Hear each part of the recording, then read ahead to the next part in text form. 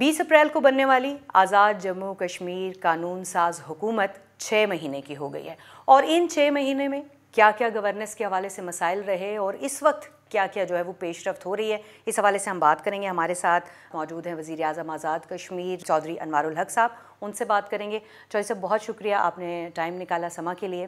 چودھری صاحب ابھی تک جو ہے وہ حکومت سازی کا سلسلہ جاری ہے آزاد کشمیر میں، اور ہم دیکھ رہے ہیں کہ 30 جو آپ کی وزارتیں ہیں وہ آپ کے اپنے پاس ہیں، تو کس طرح سے آپ اس گورننس کو دیکھتے ہیں؟ 29 وزارتیں ہیں۔ آپ کے سوال سے تاثر یہ ابھرا ہے کہ شاید ان 29 کے علاوہ 30 محکمے میرے پاس ہیں۔ پورٹ فولیوز کی حد تک ابھی ہم نے اس کو ڈسٹریبیوٹ کرنا ہے۔ وزراء نے تو تقریباً 1.5-2 ماہ پہلے حلف لے لیا تھا۔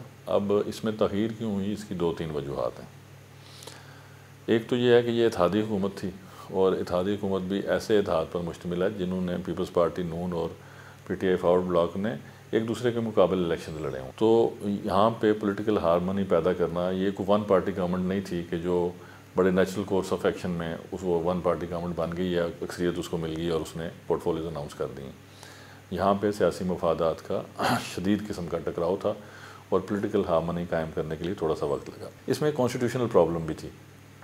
جو مسلم لیگ نون کے وزیر اعظم تھے سابق راجہ فاروق حیدر صاحب، وہ جاتے ہوئے آئین میں ایک ایسی ترمیم کر گئے کہ ان کی ترمیم جو تھی وہ ان پر تو لاگو نہیں ہوتی تھی۔ انہوں نے آنے والی جتنے بھی گورنمنٹس تھے ان کے لیے بام شیلز بنا دیے، لینڈ مائنز بچھا دیں، اور ایک لینڈ مائن یہ تھی کہ جی آپ 16 سے زیادہ وزراء نہیں رکھ سکتے۔ ایک اتحادی حکومت اگر ایک جماعت کی ہو تو وہ بھی 16 وزراء سے نہیں چل سکتی، تو جہاں 3 پارٹیز کولیشن ہو وہ میں 16 وزراء سے کیسے چلا سکتا تھا؟ تو مجھے سب سے پہلے کانسٹیٹیوشنل امینڈمنٹ کرنی پڑی، اور اس کے لیے 2.5-3 ماہ لگ گئے۔ تو جن وزیروں نے حلف لیا ہے کیا وہ اپنی مراعات جو ہے وہ ان کو انجوائے کر رہے ہیں؟ اخراجات جو ہیں ان کے اوپر کوئی کنٹرول ہو سکا نہیں ہو سکا؟ جو تو اخراجات کی حد تک ہے، ایک تو میرے پاس ایڈوائزرز نہیں ہیں، وہ کروڑ ہر روپے کی بچت ہے۔ دوسرے جو میرے وزراء ہیں ان پہ میرا جو ایڈمنسٹریٹو ایکسپینڈیچر ہے وہ کل سال کا تقریباً 30 سے 40 کروڑ کے درمیان ہے۔ 132 ارب کے بجٹ میں it is just a paint.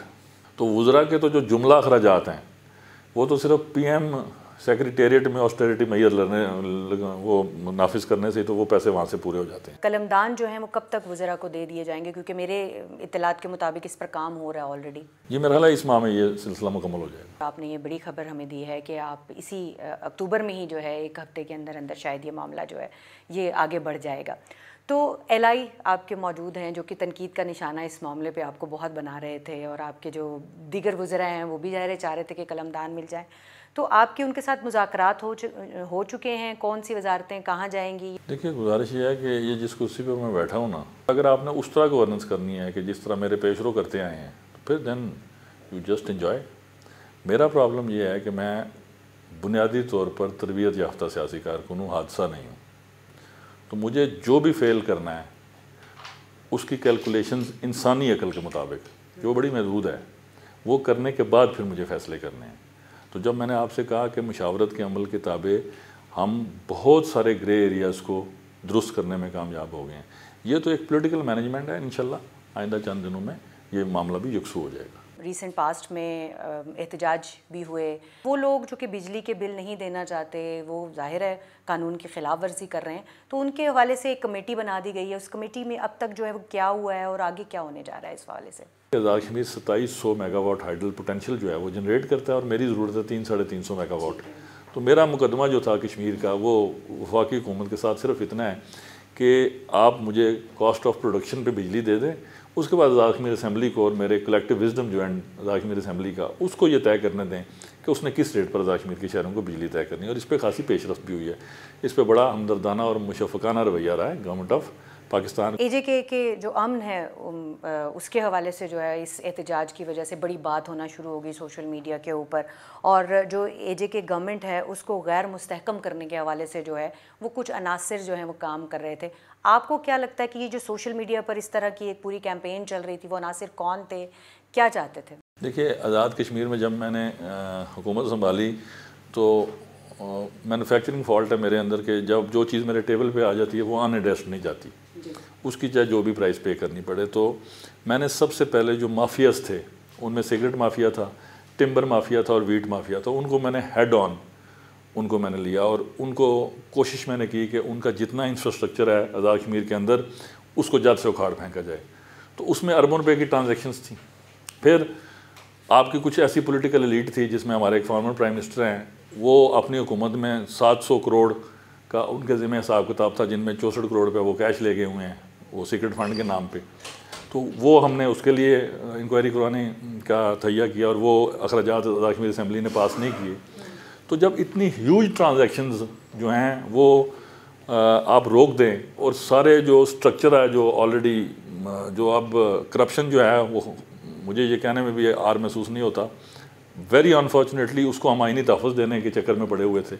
تو میں نے اس ساری کو اس نظام کو جڑ سے اکھاڑ پھینکنے کی کوشش کی, تو لامحالہ اس کا ریئیکشن آنا تھا. اس میں پھر کچھ ایسے عناصر وہ شامل ہو گئے کہ جن کا کام ہے پھر عدم استحکام کو پیدا کرنا. تو اس لیے تھوڑا سا ایک ایسا ایلیمنٹ آیا کہ بظاہر سوشل میڈیا, وہ بھی سوشل میڈیا کی حد تک, پریکٹیکلی آزاد کشمیر میں کچھ نہیں ہوا.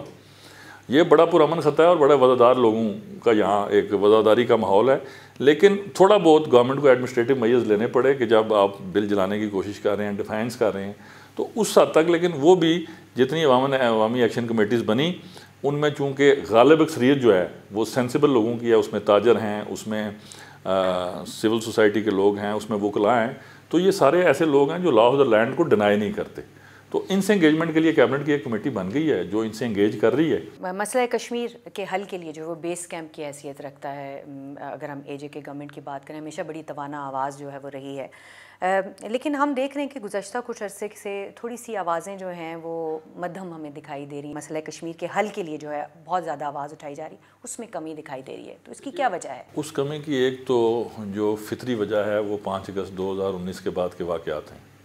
جب مسئلہ کشمیر پہ ایک دھند سی چھائی تو لامحالہ لوگوں میں مایوسی پیدا ہوئی.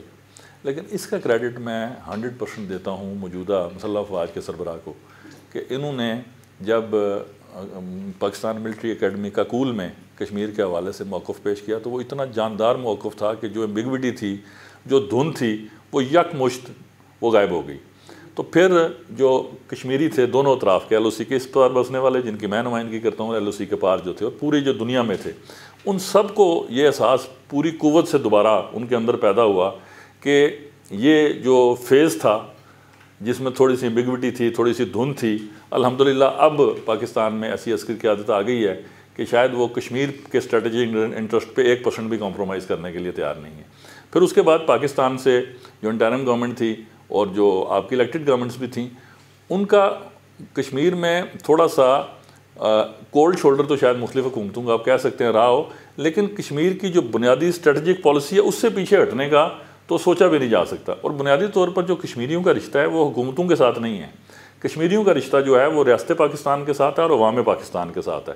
اور میں سمجھتا ہوں کہ ہر گزرتے دن وہ رشتہ مضبوط ہو رہا ہے, اس میں کمزوری مجھے کہیں نظر نہیں آ رہی ہے. فلسطین میں بھی ہم دیکھتے ہیں کہ اس وقت جو صورتحال ہے, جو ایک فلسطینی تمام جو ہیں وہ حالت جنگ میں ہیں, لیکن اس میں جو بین الاقوامی دنیا ہے, یونائٹڈ نیشنز ہے, ان کا رول آپ کس طرح سے دیکھتے ہیں؟ دیکھیے, کشمیر اور فلسطین کا مقدمہ جو ہے وہ اس لیے بالکل یکساں ہے کہ اللہ کے کتاب میں بھی یہود اور ہنود دونوں کا بھی یک وقت ذکر گیا ہے کہ یہ مسلمانوں کے دوست نہیں ہو سکتے.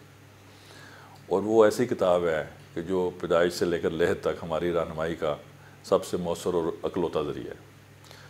جہاں تک آپ نے اقوام متحدہ کی بات کی, اقوام متحدہ جو ہے اب جب تک وہاں پہ ویٹو کا اختیار, آپ نے دیکھا کہ فلسطین کی جو ریزولوشن تھی وہ امریکہ نے ویٹو کر دی. تو اس کا مطلب کیا ہے کہ میں متعدد سے الفاظ میں یہ کہہ بیٹھا ہوں, اس سے پہلے جب میں پولیٹکس میں الیکٹڈ ریپرزنٹیٹو نہیں تھا, ایک سیاسی تجزیہ نگار تھا, کہ ہم سارے لیگ آف نیشنز کا عشر بھول گئے ہیں. وہ ہمیں یاد رکھنا چاہیے کہ وہ کیوں ناکام ہوئی تھی. جب آپ کے انصاف کے پیرامیٹرز جو ہیں وہ مذہبی طور پر, معاشرتی طور پر, سماجی طور پر اور اخلاقی طور پر تعصب کا شکار ہو جائیں تو پھر عالمی تنظیموں کی جوازیت جو ہے وہ کمزور پڑ جاتی ہے. لیکن میں شاید اب بھی اقوام متحدہ کے سیکرٹری جنرل سے یہ کہنا چاہوں گا کہ خدا را یہ جو مظلوم قوموں کا مقدمہ ہے, اگر یہ اقوام متحدہ لڑنے میں ناکام رہی تو پھر آزادی کی تحریکیں ان کا جو فطری اور منطقی انجام ہے وہ اللہ کی رضا کے تابع وہ رک نہیں سکتا، انہوں نے اپنے منطقی انجام تک پہنچنا ہوتا ہے، دیر یا سویر ضرور ہو جاتی ہے۔ آخر میں میں آپ سے یہ بھی جاننا چاہوں گی کہ آپ کو پتہ ہے کہ اس وقت پاکستان میں جو سیاسی صورتحال ہے خاصی گہمہ گہمی کا شکار ہے، نواز شریف صاحب آ رہے ہیں اور الیکشن کی طرف جو ہے وہ بڑھنے کی کوشش ہو رہی ہے، تو آپ کیا دیکھ رہے ہیں کہ کیا بر وقت الیکشن ہو پائیں گے، اور الیکشن کے بعد جو بننے والی حکومت ہے اس کے اثرات کیا دیکھ رہے ہیں؟ ایگزیکٹ کانسٹیٹیوشنل انٹرپریٹیشن کی جائے تو شاید الیکشن کمیشن آف پاکستان ہی ڈیٹ اناؤنس کرے گا، وہ کب کرے گا وہ الیکشن کمیشن بہتر جانتا ہے، لیکن الٹیمیٹلی انتخاب تو ہونے ہیں، دیر یا سویر انتخابات ہی جو ہے وہ آئینی حل ہیں مسئلے کا۔ اب اس کے نتیجے میں جو بھی حکومت وجود میں آئے، بطور کشمیری میری کیا خواہش ہے کہ پرامن، روشن، معاشی اور دفاعی لحاظ سے طاقتور اور خود مختار پاکستان کشمیریوں کی آرزوؤں اور ان کی امنگوں کا محور ہے۔